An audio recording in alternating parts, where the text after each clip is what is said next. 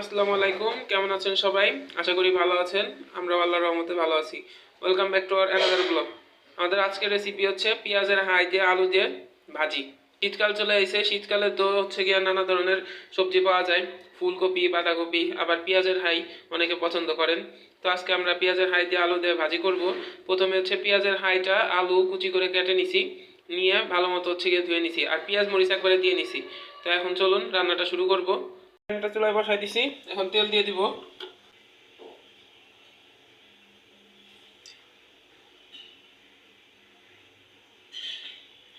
তেল দিয়ে দিলাম, তেলটা একটু গরম হলে একবার এর ভিতরে সবগুলো দিয়ে দিব।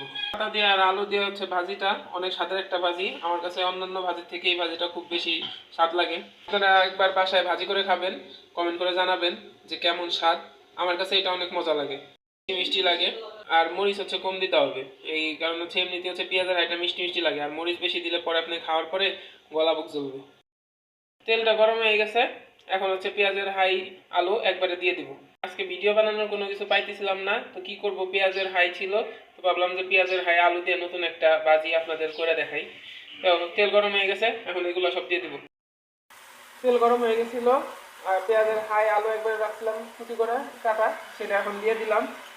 তো এটা ডালার সময় দেওয়ার সময় দেখাইতে পারি নাই, এক হাতে হচ্ছে ক্যামেরা ধরছি, আর হাতে ডাল দিয়েছিলাম, যার কারণে হচ্ছে দেখাইতে পারিনি। আর গরম তেল ভয় লাগে, যেখানে লাগবে সেখান থেকে আমরা শুদ্ধ উঠতে পারবো।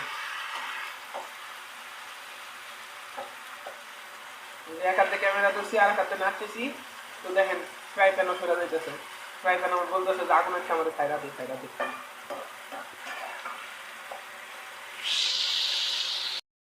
এখন এক এক করে এর ভিতরে একটু মশলা দিয়ে দিব। দিয়ে দিচ্ছি হচ্ছে লবণ, গুঁড়া, গুঁড়া পরে না, পর করছে হয়ে গেছে। তো একটু নাড়া দিব, নাড়াটা দেখাই দিছি না, তারপরে আবার আসতেছি, একটু ধৈর্য ধরুন। মশলা দিয়ে সুন্দর মতো নেড়ে দিছি। এখন হচ্ছে ঢাকুন দিয়ে রেখে দিব সেদ্ধ হওয়ার জন্য। তো চলুন ঢাকুন দেখি কই আছে। ঢাকুন ঢাকুন ঢাকুন ঢাকুন খুঁজে পাইতেছি না, দাঁড়ান ঢাকুন খুঁজে আছি। ঢাকুন পেয়ে গেছি, এখন হচ্ছে রেখে দিব। হয়ে গেলে তারপর আবার দেখাবো, তখন পর্যন্ত আবার ধৈর্য ধরে থাকুন, আসতেছি আবার। কথায় আছে, নাচতে না জানলে উঠান বাঁকা। তেমনি পেঁয়াজের দাম যদি বেশি হয়, পেঁয়াজ খাওয়া বন্ধ করে দিয়া পেঁয়াজের হাই দিয়ে তরকারি রান্না করে খাবো। ভাজিটা হয়ে গেছে, ফ্রাই প্যান ভরা ভাজি ছিল, ভাজার পরে দেখেন কটটুক হয়ে গেছে। যাই হোক, ভাজি হয়ে গেছে, এখন হচ্ছে বাটিতে ঢেলে নিব। হয়ে গেছে শীতকালের একটা মজাদার ভাজি। আপনারাও এইভাবে বাসায় ভাজি করে খাবেন, আর কমেন্ট করে জানাবেন আপনাদের কাছে কেমন লাগলো।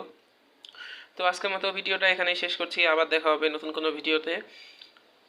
ততদিন সবাই ভালো থাকবেন। আল্লাহ হাফেজ সবাইকে। আসসালামু আলাইকুম।